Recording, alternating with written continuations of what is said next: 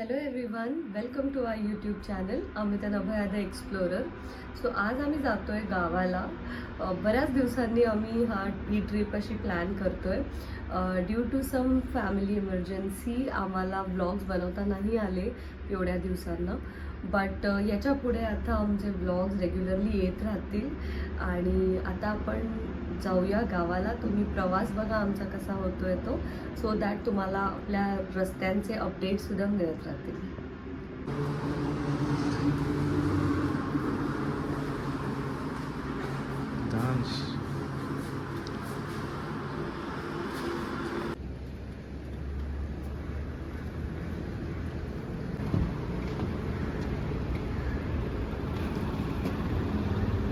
So इथे अभय ready है, अंश पण रेडी है.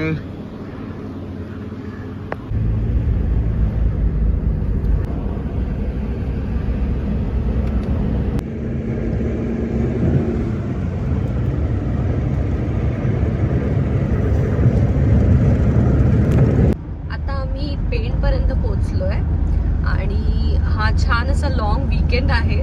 पण तरी थँकफुली अजूनपर्यंत तरी आम्हाला ट्रॅफिक कुठेच नाही मिळालं.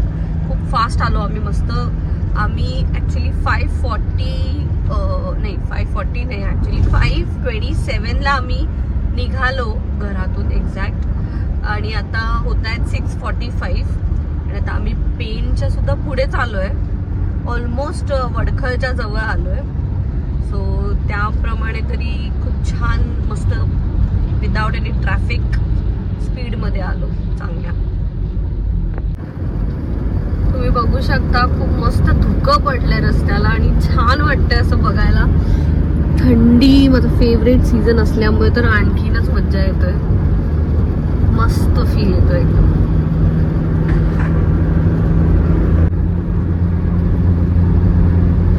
आता आपण आय थिंक वडखळच्या जवळ पोहोचलोय. इथे वस्ती जास्त असल्यामुळे मला तरी असं वाटतं की आता आपण वडखळला पोहोचलोच आहोत म्हणून.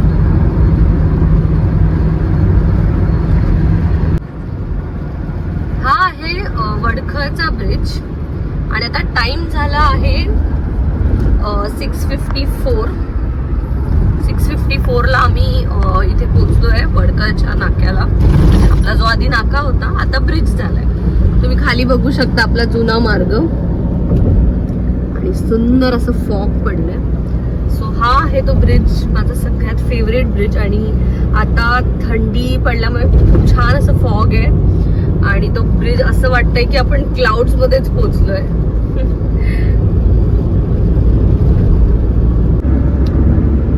इथे बघू शकता तुम्ही पॅरललच रेल्वे ट्रॅक चाललंय. वाव. आणि हीच ती जागा होती जिथे दिल चाहता है मूवीचं जे एक सिक्वेन्स आहे ज्याच्यात पॅरलल ट्रेन चालते. सो हे आय एम व्हेरी शुअर हे इथेच शूट झालं असेल. आपल्या लाल परीचे सुद्धा आमच्याकडे खूप छान मेमरीज आहेत. ॲक्च्युली लहान असताना तर आपण सगळे ऑलमोस्ट सगळेच एसटीने जायचो. आणि एसटीच्या प्रवासाची जी धमाल आणि ती जी जुनी स्टाईलची एसटी खडखड खडखड वाजणारी खूप मजा यायची. खूप छान मेमरीज आहेत ॲक्च्युली आमच्या. पण आता ह्या जनरेशनला थोडं कमीच माहिती आहे. बट स्टील अजून पण एसटी बघितली ना की ती नॉस्टॅल्जिक फिलिंग येते आणि ते मेमरीज परत रिलीव्ह होतात. आता आम्ही वडखळच्या पुढे आलोय आणि हा जो ह्या साईडचा लेन होता तो मे मध्ये चालू नव्हता, पण आता दोन्ही साईडचे लेन चालू झाले. आता आम्ही कासूला पोहोचलोय आणि वाव मस्त लेक आहे कासू मध्ये. लेक आहे आणि इकडचा रस्ता आता खूप छान झालाय. दोन्ही वेज खूप छान आहेत. हा थोडासा पॅच आहे जो मला वाटतंय अजून नाही झालेला होता.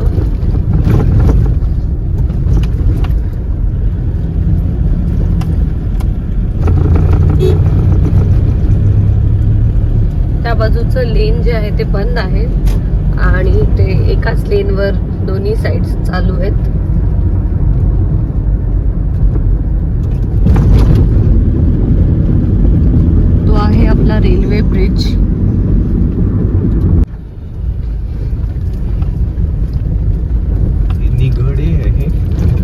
निगडे आहे, निगडे बस स्थानक आलं आणि इथे अजून काम चालू आहे.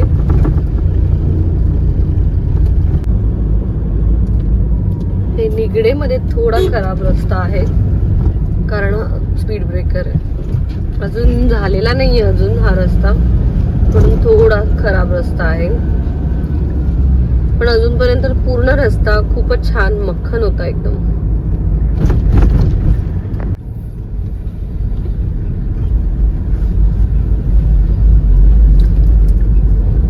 हे सुद्धा अजून निगडेच आहे. इथे अजून काम होणं थोडं बाकी आहे.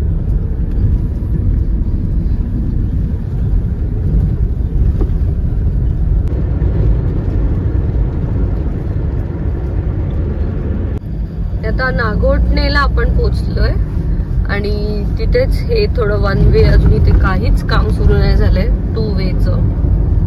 तोच आपला जुना वन वे आहे तिथे.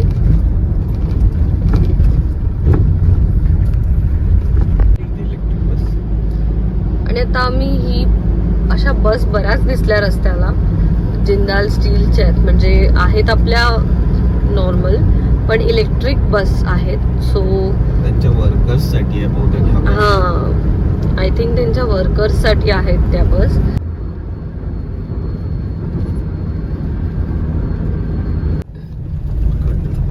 हा खड्डा बघा इथे किती मोठा आहे. हा थोडा पॅच खराब आहे नागोठणेच्या इकडे, कारण ब्रिजचे काम चालू आहे तिकडे पॅच खराब आहे.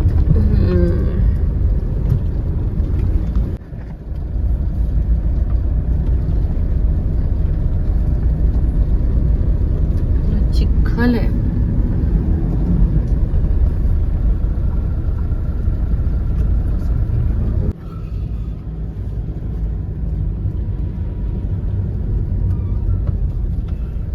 जवळजवळ आम्हाला 10 मिनिटं झाले. असाच खराब असा रस्ता आहे नागोठणेच्या इथे.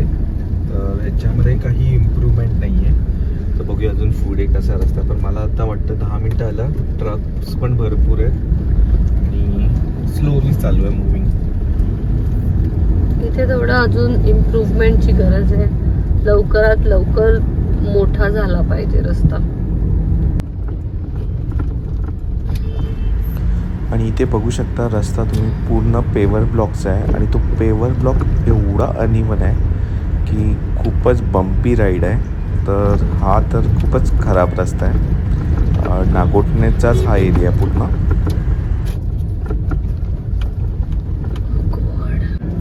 हा इथून जो लेफ्ट मधून जो रोड आला आहे तो आहे पाली मार्गे जो आपण येतो. 7:30 वाजलेत आणि आम्ही आता इथे पोहोचलोय. म्हणजे जो पालीचा जो मार्गाचा कनेक्टर आहे, इंदापूर ब्रांच. इंदापूरला आलेलो आहोत आता. टाइम झाला आहे 8:02. इंदापूरचा हा रस्ता अजून छोटाच ठेवलेला आहे. त्यात काही सुधारणा नाही, म्हणजे हा एक्सपांड झालाच नाही अजून.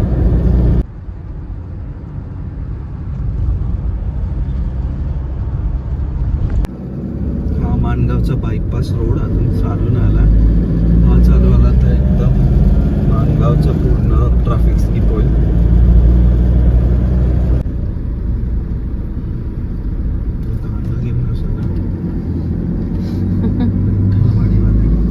माणगाव रेल्वे स्टेशन किती छान झालंय. आता 8:08 झालेत आणि आम्ही माणगावला पोहोचलोय. थेट माणगाव रेल्वे स्टेशनच्या जवळ आहोत आम्ही. काहीतरी अमृतालय वगैरे ओपन आहे. हे आहे माणगाव डेपो.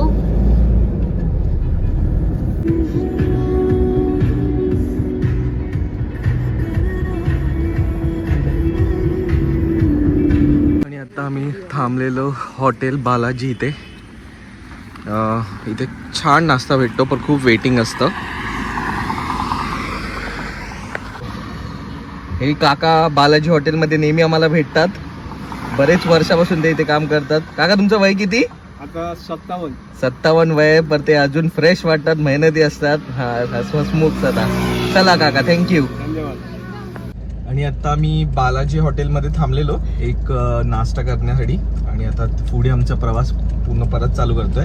आत्ता झाले 9:30ला, आम्ही आमची जर्नी 5:30ला चालू केलेली. तर ऑलमोस्ट आता मी पोलादपूरला पोचलोय. तर म्हणजे लवकर पोचलो, एवढं काही ट्रॅफिक भेटलं नाही. आणि आता बघूया पुढच्या रस्त्यामध्ये अजून आम्ही कसं प्रवास करतोय. चला.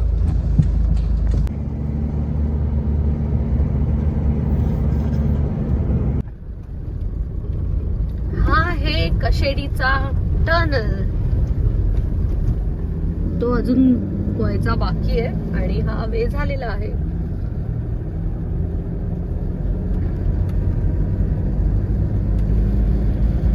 सो आत्ताच आम्ही कशेडी टनल मधून बाहेर आलोय. तर एक गोष्ट मला सांगायचं आहे की या टाइमला म्हणजे आम्ही कशेडी टनल इथपर्यंत कसे पोहोचलो हे आम्हालाच कळलं नाही आणि वी वर सरप्राईज की समोरच कशेडीचा टनल आला. जसं आपलं नॉर्मल रोडने चाललोय तसं चालत होतो. तर मला असं वाटतं की या टाइमला तो जो आधीचा जो एक्झिट होता टनलचा, जो लेफ्ट साइडला एक एक्झिट म्हणजे एंट्री होती, सॉरी नॉट एक्झिट, एंट्री होती. तर ती एंट्री आय थिंक आता बंद करून काहीतरी दुसऱ्या मार्गे डायरेक्ट टनलच्या इथे येतो आपण, असं काहीतरी. स्ट्रेटच रोड आहे, म्हणजे कुठेच आपल्याला काही टर्न नाही करायचंय. आणि अजून एक गोष्ट वेगळी नोटीस केली मी, ती आहे की आधी हेवी व्हेकल्स नाही यायच्या टनल्स मध्ये. ते नॉर्मल रोडने आपल्या जुना जो मार्ग आहे गोवा मार्ग त्याच्यानेच जायचे. पण ह्या टाइमला सगळे मोठे हेवी व्हेकल्स जसे की ट्रक वगैरे जे आहे त्यांच्यासाठी खूपच चांगलं आहे, कारण की खूप डिफिकल्ट होतं त्यांना ते एवढे मोठे व्हेकल्स चढवणे कशेडी घाटाला. आणि एवढ्या मोठ्या गाड्या लॉंग ट्रॅव्हलिंग एक्झॅक्टली त्याच्यामध्ये कशेडी घाट एक खूप मोठा चॅलेंज होता. त्याच्यामुळे त्यांना तर खूपच त्यांच्यासाठी तर ते खूपच बेस्ट झालंय. सरळ घेशील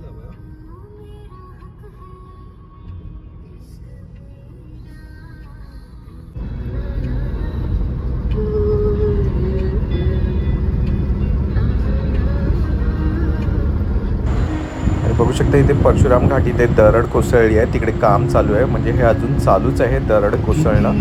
तर खूपच कठीण असा घाट हा बनवला आहे आणि नेचरच्या अगेन्स्ट खूपच डिफिकल्ट आहे हे काम.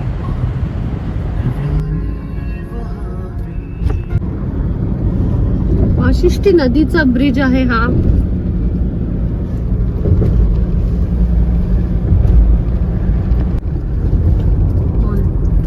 आणि फायनली चिपळूणला आम्ही पोहोचलो आहोत. तर आता झालेत 10:30 आणि आता आम्ही जस्ट बहादूर शेख नाक्यालाच पोहोचलो आहे इथे.